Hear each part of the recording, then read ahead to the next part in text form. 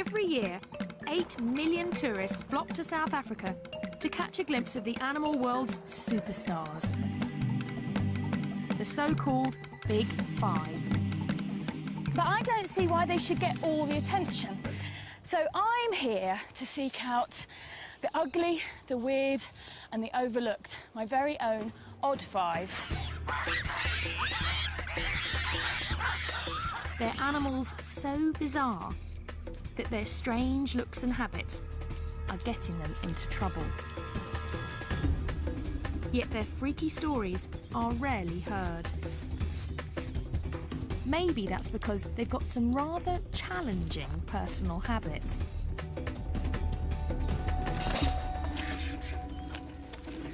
Like vultures that feast on dead and sometimes decomposing bodies.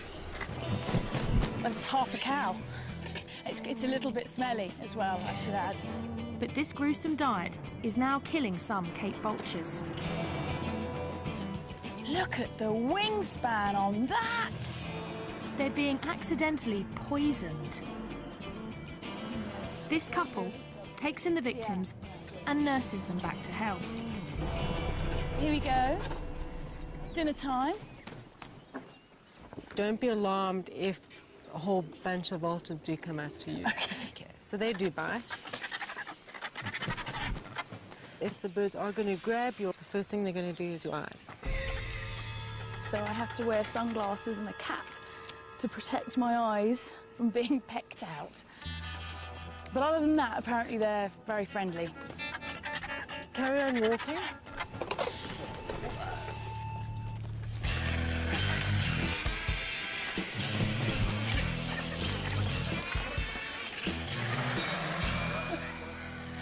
I love all the argy-bargy. Hissing and strutting and posturing. Just careful, careful, careful. Just had a finger. That is not for tea. Ayla over there, her speciality is to go in and quickly grab the liver. She loves the liver. Really? Just like Hannibal Lecter?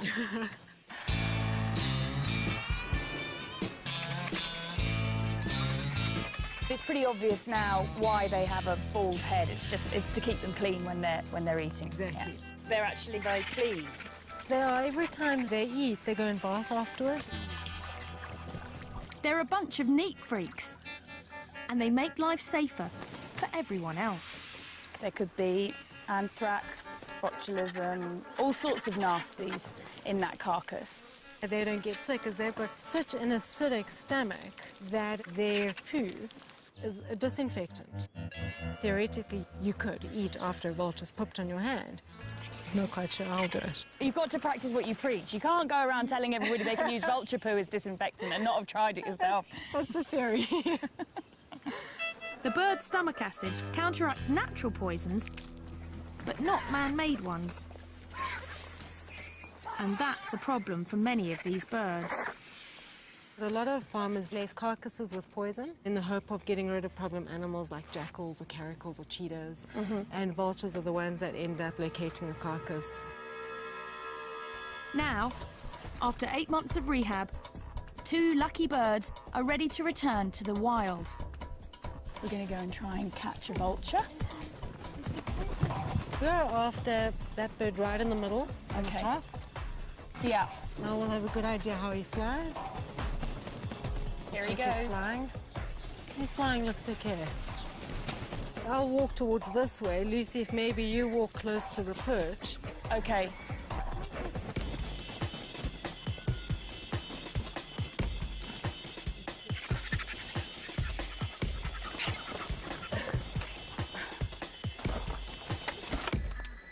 Well, he's quite a small guy. Do you want to try and grab him? All right. From that way. That's okay. it, yeah. And the most important part is not to let go of the head. That's the number one. Number one, don't let go of the head. They're very wriggly, so just... Very wriggly. Okay, I've got hold of it. Wow, it is wriggly, isn't it? Hold Whoa, higher. it's so wriggly. Yeah. Okay, hold higher. You're going to hold it up against your chest. I'm going to toss him like that. And My keep hand's his quite head- small. Keep his so- head away from your face at Okay, all times. yeah. Get to first. Okay, now you're going to hug him. So I'm going to pass him to you. You're going to kind of hug him. Okay. Okay, you okay there? Yeah, just. Whoa, he's strong. Okay, have vulture will travel. Going to turn into the narrow tar road. You follow that all the way up. We take our birds to a spot where they can join other Cape vultures in one of the last surviving colonies. These birds only live in southern Africa.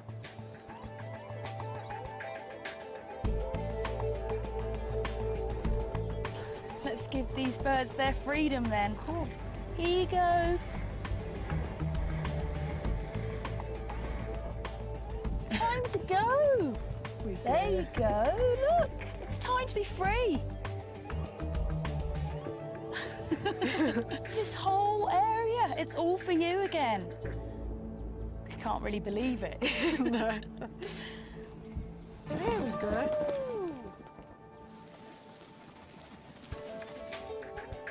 Straight off and heading for home.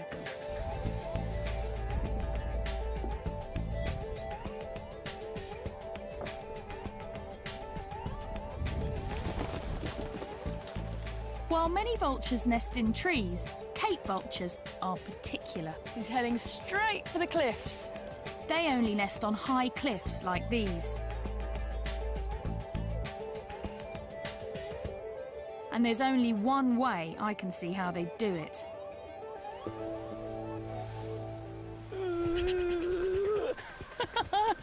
I'm a little bit nervous.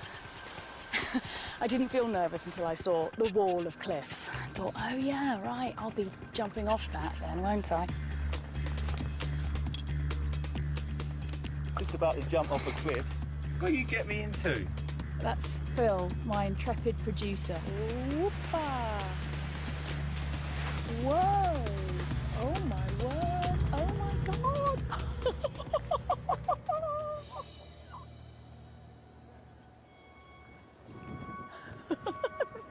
They're gone, and there's two vultures.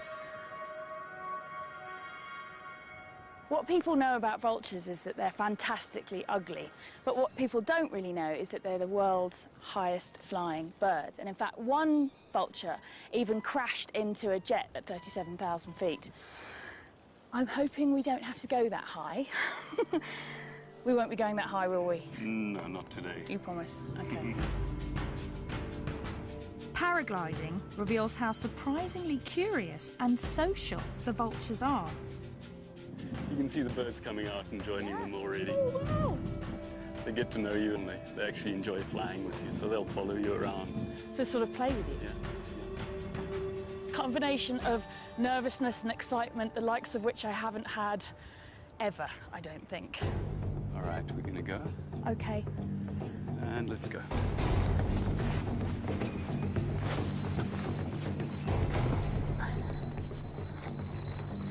All right, and run.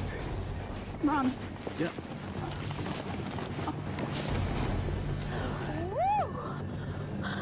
All right, well, how does that feel?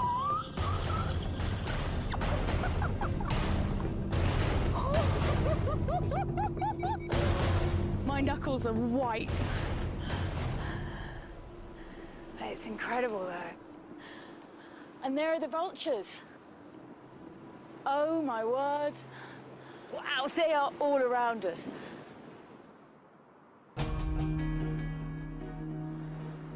And they do seem like they're hanging around with us, enjoying the ride.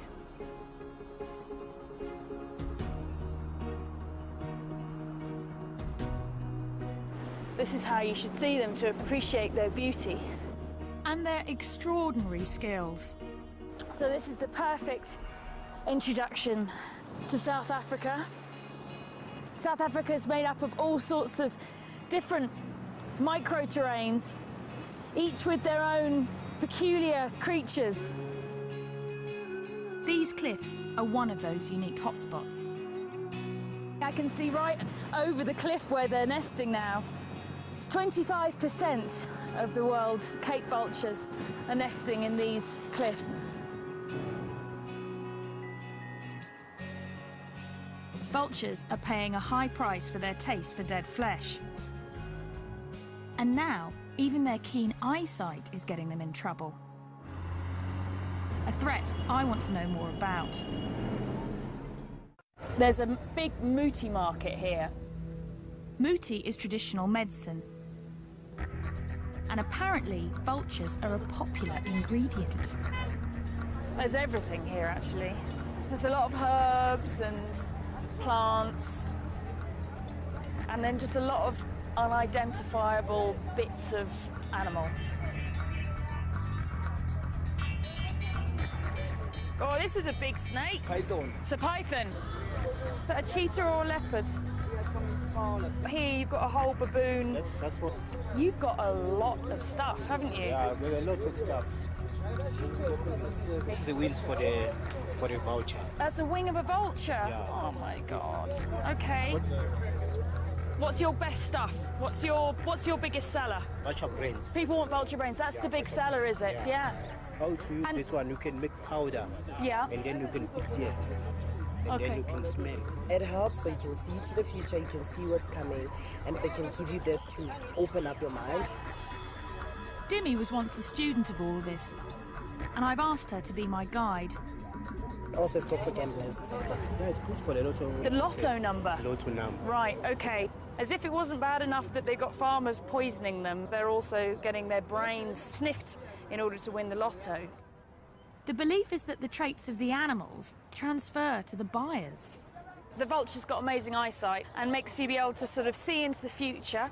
So, Dimi, can you help me? Does he understand that the vultures are endangered and that there's not many vultures left? Okay, ufungwazi ukuthi mhlambe ngevulture one fana noma usala ngembuzi nge-A1. Yeah, I know.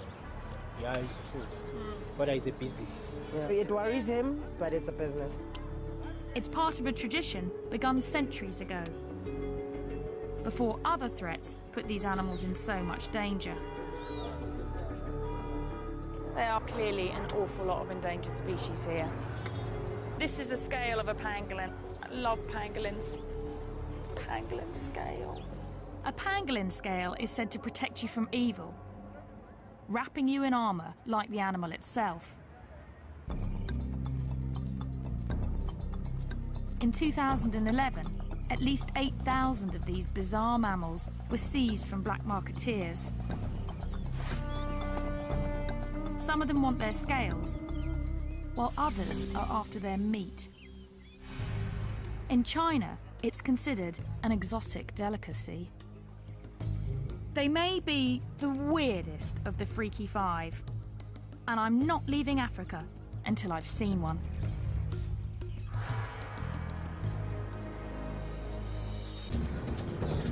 Finding a pangolin is turning out to be a real challenge. So I've been kidnapped by Louise Joubert. She's got my favourite animal. She's a pangolin, which is a funny little scaly anteater with a very, very long tongue and a very smelly bottom. But Louise seems determined for me to see the big five first. Obviously, you understand I wouldn't normally be interested in lions, but I'm actually quite scared to say no to Louise. They're big lions, aren't they? They're big. It's very easy to put your claws through there. Louise rescues and rehabilitates animals and then sets them free. Oh, we've got pangolins to see. Come on, we've got pangolins to see. Enough with the celebrity animals. Oh my word, it's a rhino. What's it? It's like, do you think my hand's food? Louise, I want to see the pangolin. I want to see the pangolin. Take me to the pangolin, please. Wild dogs. What do you think, Munchkin, eh? What do you want? Do you want to go and join them? Do you want to go back to nature? No, definitely. Slightly mad place, really, isn't it? Louise has an amazing success rate. She's saved 4,500 creatures since 1993. Slightly nervous as to what's going to be inside. This is a very strange house. We've got funny little animals. And in this bedroom, we've got a load of ostrich chicks. And Now I'm going to get to see the pangolin. This is the pangolin's bedroom. this is the penguin's Pangolin's bedroom. got its very own bedroom. This is the penguin's teddy bear. And he's been pooping, so we need to just clean that. Here we go. Sid, you stink. I could camp out in the African bush for months and never see a pangolin. Oh, look, he's making into a little ball. They're very shy and secretive. Sid, it's so fantastic to meet you. I've heard so much about you and I have been desperate to meet you. Oh, he's so strange. His funny little ears. They've got very poor eyesight apparently, but they've got a very keen sense of smell. And he's like a little pine cone, aren't you, Sid? Sid and his mother were seized from poachers. The mother showed signs of stress and Louise released her. Now she is Sid's mum and has to make sure he learns to survive in the wild. We're on our way to go and find some termite mounds because Sid needs to learn to eat termites. He's an anteater, termite eater. You reckon this is a good one? Pangolins are super specialised for eating termites, with sticky tongues as long as their bodies, and claws that can dig through concrete.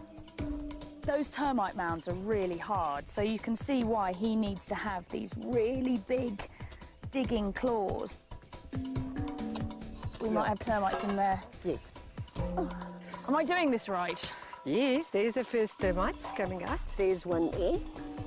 Oh, come on, yeah. I know you don't want to be eating as breakfast.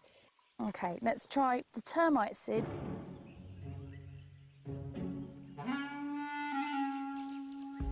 Come on, Sid, there's a termite. The termite, Sid, is there, right in front of your nose. No, OK. It's there. There it is. Look. Look, there. Look. Look, termite. That way. Possibly still too small. We don't even know which particular type of termites he likes, or ants, or whatever, but we'll find out. Yeah. Soon, Sid should be able to sniff out termites from hundreds of metres away. And hopefully other pangolins. They communicate to each other by leaving scents from a gland in their bottom. And that's how that smells very bad to humans, but it probably smells fantastic to other pangolins. And so this just must be a crazy amount of new smells going on out here. See how he can curl like that into a ball? That's their defence, is that he can curl right up like that. It's the perfect time for Sid to start hunting for termites. They're emerging from their underground hideouts because the rainy season is starting. Look at that, big storm. But I'm afraid the weather will send the next of the Freaky Five running for cover. That's that pre-storm wind, here it comes. It's been so hot all day, and now this wind started up, and that always means, yeah, I can start to feel it now. It's suddenly the temperature has just dropped. I might go inside the car, actually. And now there's a hailstorm. Even the weather's odd. And it's going to make finding the crazy lizard I need to see next a little bit insane.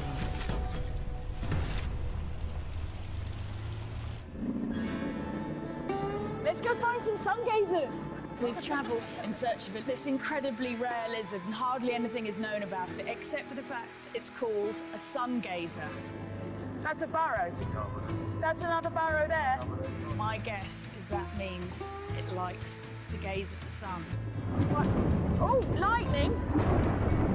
There's no sun gazers, but there's a lot of lightning. If we were looking for lightning gazers, we would have chosen the perfect day. Sun gazers sell for crazy sums on the illegal pet market. Rain! And I want to see what's making them so popular and getting them into trouble. The lizard guys are here. I've got 3 experts to help me coax a sun gazer out of its hole. He's shivering. It's shivering shit. I know how you feel. Shivering, Lucky Lucy. Yeah, exactly. We can try and call them out, George. Do you do the call of the opposite sex? Yeah. You've got to have a very sexy call, haven't you, to get that sun gazer out of its hole today?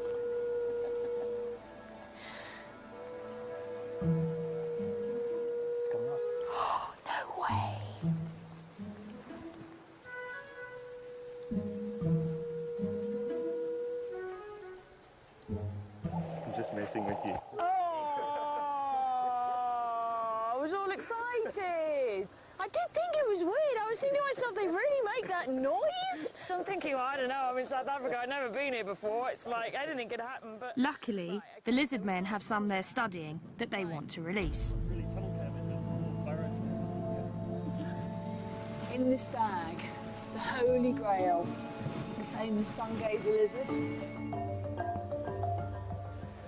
Wow, he's cool. Look, he's so thorny. She. Look at her. These sharp spikes help make the sun gazer a hit in the pet trade. They're there for protection. These spines, these are the occipital spines, and these are what they stick into the roof of their burrows, so they can't be dislodged. I see, so their defence is to sit in the burrow with the head down, the tail sticking out, and then if a meerkat or something comes along and tries to yank one out, these spines around the head yank on, and then they can't pull them out. The burrow's also for defence. And we want to return this girl to hers. There it is. This one's a really nice hole. I would like to live in there. Would you? No, look at it. I mean, it's got a nice runway. It's well furnished. Not too long grass. Not Two bathrooms. These guys want to learn as much as they can because no one knows how many are left in the wild. This lizard is only found in this tiny area, isn't it? They're found only in the South African highlands. They're very rare. They look incredibly fierce, but they're really very passive and easy to handle. It's a recipe that some exotic pet owners can't resist. Look at these spines and look at these spikes. They're like living dragons, really. There's nothing else that looks like this. Apart from you this morning when you turned up with your hair, actually. You looked quite like you'd styled yourself like a sun gazer. You know, you say owners start looking like their pets, and you start looking like your study animal after enough.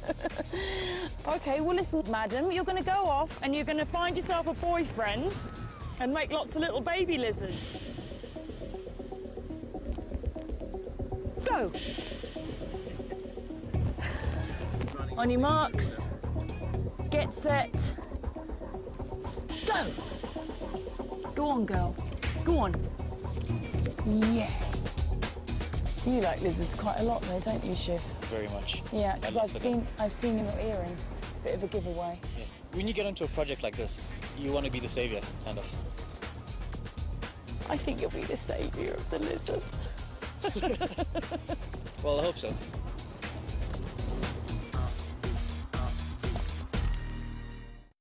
Burrowers like the sun gazer are found all over South Africa, where protective tree cover is in short supply.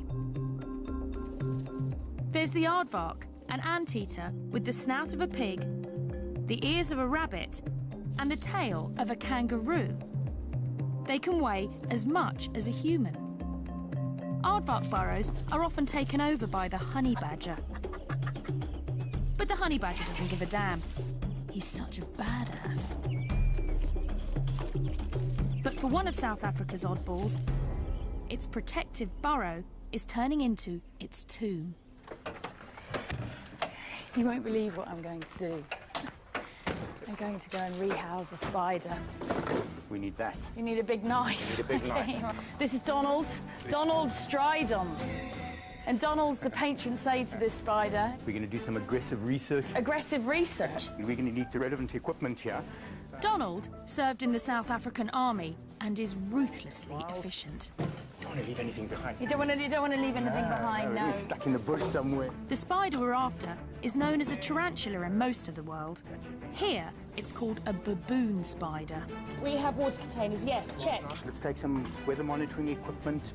You need gloves? We We need to get camera, GPS. We don't need gloves. Okay. Spider safari. Yeah. So these spiders, they only really live in this area around here. About 150-kilometer radius from where we are now, and that's it. The only place in the world that you find this spider. That's the problem. Throughout southern Africa, tiny areas are home to unique animals found there and nowhere else in the world. Like the sun gazer, the Cape vulture, and the golden brown baboon spider.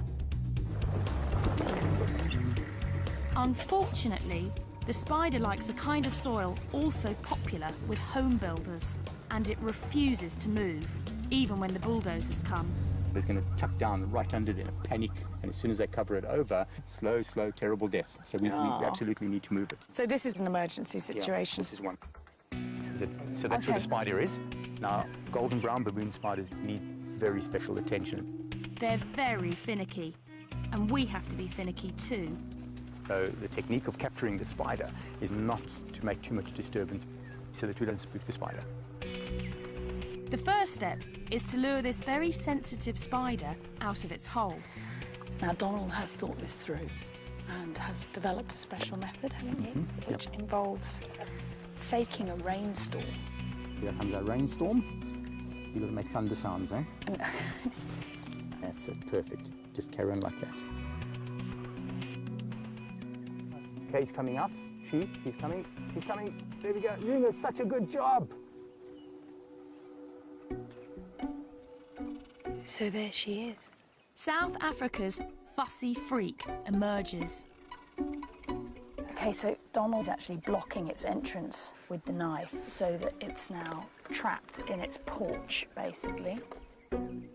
It's probably about a 15-year-old spider. 15-year-old spider? Who knew? In 15 years, she hasn't really left that burrow. Wow, okay, so this is a big moment for this spider. Try and get this with my camera. You've got to be so gentle with them. The hair is covering the body. Every about 20th hair is a sensory hair, so they touch things and feel things with that. Here, there we go. Beautiful. She's lovely. Wow.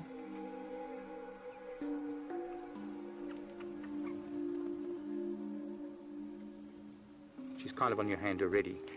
Is she really already? Yeah, you hardly feel it. I can feel it, yeah. Wow. I'm slightly worried she's going to run into my shirt sleeve. She won't run too fast. How long does it take for the spider to build this hole? Took it about 5 to 7 years. That's incredible. I totally understand why it wouldn't want to move. The hole is the spider's life's work. It won't simply dig another once we move it. So that's half the job? Less than half. We need to get a mould of that hole. If you don't shake it properly, it doesn't foam nicely. Yeah. Now Donald is making it his life's work to figure out exactly what the spider likes. That's it. Ooh. Okay, we need to get a GPS reading here. We need to get weather conditions. Donald's quite serious. 24 degrees, 22 minutes. Yeah. So how many spiders do you think in total there need to be relocated here? Well, looking at the map and how many houses are going to be built here, with each house there could be at least maybe 2 or 3 spiders. So multiplied by 200, 300 houses. It's a lot of work. Donald could end up doing this 1,000 times. Meanwhile, our finicky baboon spider still needs a new home. We should use this area. This is our spider's home. This is what was underneath. And we're going to start making a hole for her in the hope that she'll continue and make the rest of the boot. Yep, exactly. Okay, so what direction? We were 24. What do you say about that spot? Donald has learnt to be as fussy as a spider, having to try and rehouse. How many have you tried? And I hate to say failed, but I mean it's... Probably about close to 50 that we've worked with. 50, yeah. 50. Of the 50 spiders, just one has accepted its new home. Right. We have a whole bunch here that we have in captivity. They're all waiting for homes. So until we find what the recipe is. And you've got to be very careful about what you're doing here, ma'am. Really? Lucy, yeah, you're scraping the hole wider and wider. That's no good. Do you see what you've done there? You've messed it. I have... Oh, my God, I've ruined it. So I have to start a new hole. Okay, now look what I'm doing. The spoon has been taken away from me and handed back to the master. There's only one master, and that's the master. Such love. Would you like to do the honours? I would love to do the honours. So I'll just put it straight into your hand. Okay. She is a really beautiful spider, actually. Okay, so I'm going to try her face first. Let's see if she accepts it. Look, you got to... New home. They just realise there's something there. There's something there. So we can just guide her. We'll have to guide her because it's not her home. Is she going to accept into it? your hole. Hey, she's accepting it. Well done. Excellent. That's so cool. I'm so happy. If all goes well, she'll be here for another decade, where her reclusive life won't get her into any trouble. Well, only another 999 to go. I'm betting Donald will move every single one.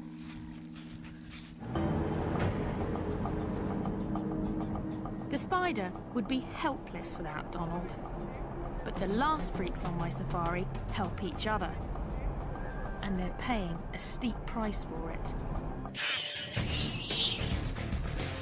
They're bold creatures, far stronger and more agile than humans, with fangs longer than a leopard's. But it's the Chukma baboon's brain power that gets him in trouble.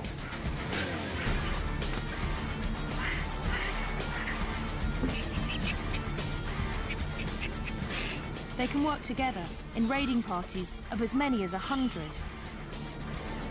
Not the kind of creature you want to come home to. Unless you're this guy. Oh, greedy. Okay.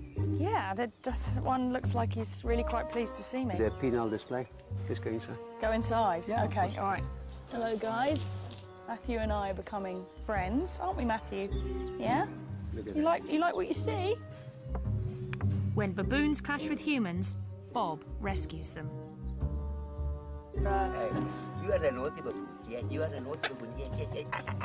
I've only just met Bob, but he seems to be half baboon himself. I've been crapped on. Oh, God. Once you're back home, you're going to miss the smell. Really? Do you know what, Bob? I struggle to believe that. So where did these babies come from? Matthew had been saved from a tribal medicinal trade. Others were orphaned when their mothers were shot. They've had a narrow escape, haven't they? Today, many of Bob's baboons are supposed to go back to the wild. But it's something he's never tried to do before. I'm going to help relocate almost 20 baboons. It's an event Bob has worked towards for decades, as he's learned to forge rescued animals into one cohesive troop. It's a massive day for Bob today. Like a sort of baboon wizard, he's collected a group of unloved baboons that have all come from different horrific situations and rehabilitated them here. And today's the day that we're going to dart them and move them to their new enclosure. It's the final step before these exceptionally smart animals are released for good.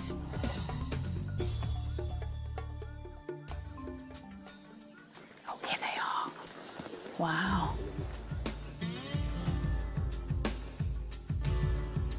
Look at these eyebrows now. Yeah, his eyebrows are wagging up and down. Yeah, we believe that they are real psychological experts. Make eye contact and they can read your soul. Scary prospect. Baboons are very social, but creating a troop from scratch is not easy. You need the right mix. After years of trial and error, Bob's finally found it. Just recently, this group has come together to raise their newest member. There she is now there. You can see her there with a baby. I can see Daisy with a baby, yeah. When she came in, she was exactly the size of a baby.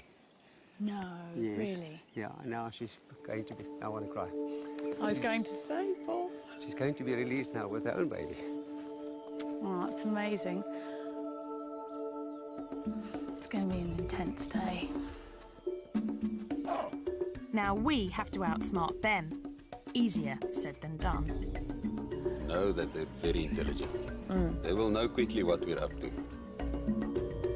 And you must be alert. They are potentially very dangerous animals. Okay. I feel quite nervous, actually, because these are big animals. We don't want things to go wrong. First, we lure the animals into a smaller enclosure to sedate them. It's great. Is he going to go in? Looks like got a shoulder. He's gone in.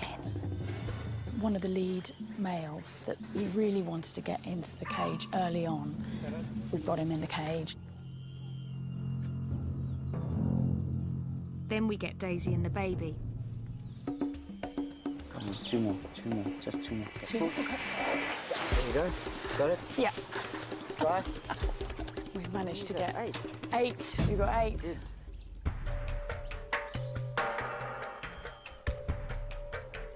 He's so jittery about seeing a gun, you know, because they've been shot at so many times. And Some farmers here shoot to kill any baboon they spot on their property.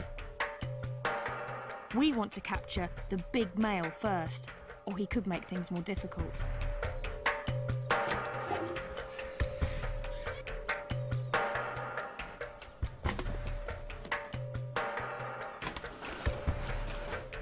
It's really tense. Go for it.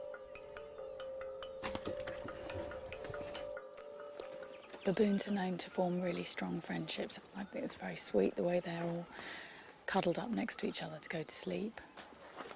OK, so now they're under. It's safe for us to go in. To get to the sedated animals, the team has to enter the larger pen, where the rest of the troop is anxiously watching. We're going to get them out as soon as possible. But stand by, Lucy. If something happens, you must pull that door. OK.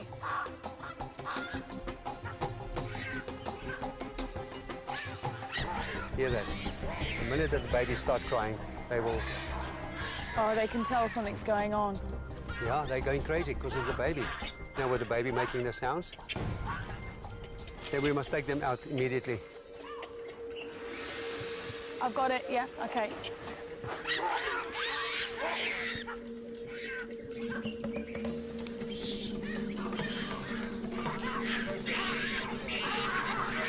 We take away their leader, and the troop really goes berserk.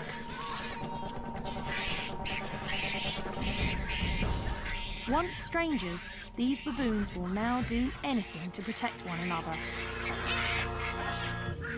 And that includes taking us on.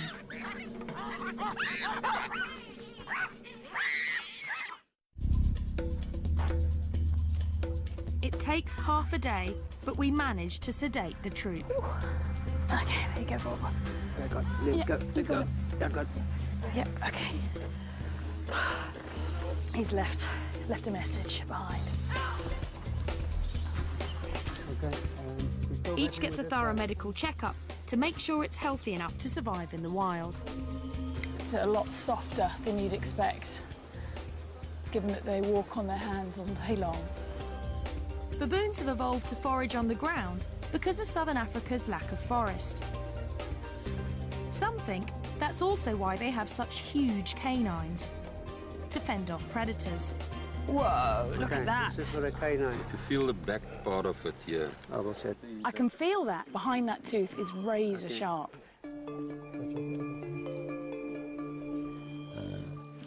Wow. Okay, can you hold it loose? Oh my word. You got? Yeah, I've got him, yeah. OK. At last, they're ready to go. So we're putting the baboons in these boxes so that they can be easily transported to the site where we're going to release them. What's going on, eh? You and Mum are going to wake up somewhere completely new and then you're going to be wild. You're going to grow up to be a wild baboon. Yeah, that is... OK, there we are. Right. Well done. First stage, all good. Bob has found the baboons a home on a nature reserve 80 kilometres from the nearest town. This is the new home. Have you chosen baboon heaven? Absolutely. This is the ultimate baboon habitat. Yeah. We need to make sure the baboons will stay together, so we'll first release them into a temporary electrified enclosure. That's just so that they get used to this area and stay as a group. And then, after a couple of weeks, I'll turn the electricity off, build some bridges so that they can then expand beyond the fence, and then eventually the fences will come down and it'll just be them in the wilderness. Here comes the big boy. Look at them pulling in the pipe. The baboon's got hold of the pipe. 19 baboons in these boxes that would have died or led some horrible, grim existence as pets. And they are about to have their first taste of freedom. And everybody's very excited. No one here has ever done this before. We've got Daisy and the baby in here, and they're going to go in first. Are you guys ready? Yeah. Here comes Daisy, guys. Here comes Daisy. Woo! There she goes. They're kind of looking around like, what the hell happened there? 3, 2, 1.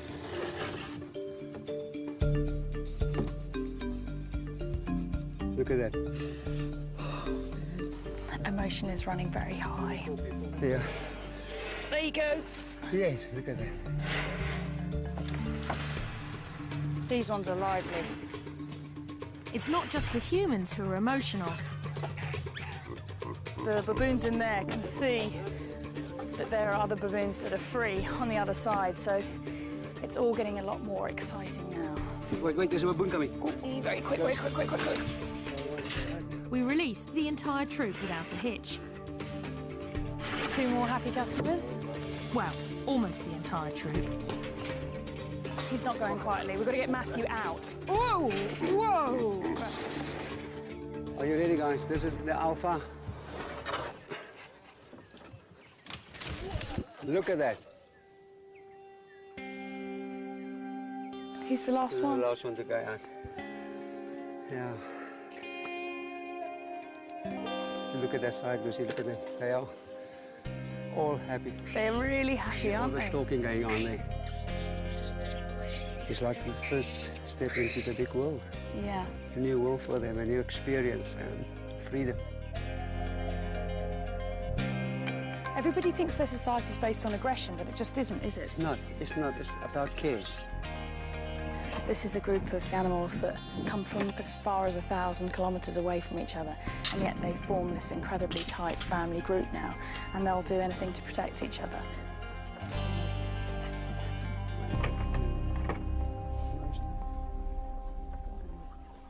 Oh, it's hard. You can't not be moved by this, can you? You know, it's like, it's an amazing, amazing moment. To survive in the bush, these baboons will need every bit of their extraordinary ingenuity. But here, they'll be far away from the human influence that turns their strange asset into a liability. Like the rest of South Africa's Freaky Five, their oddness works in this wilderness. And it's here we can see they're all as wonderful as they are weird.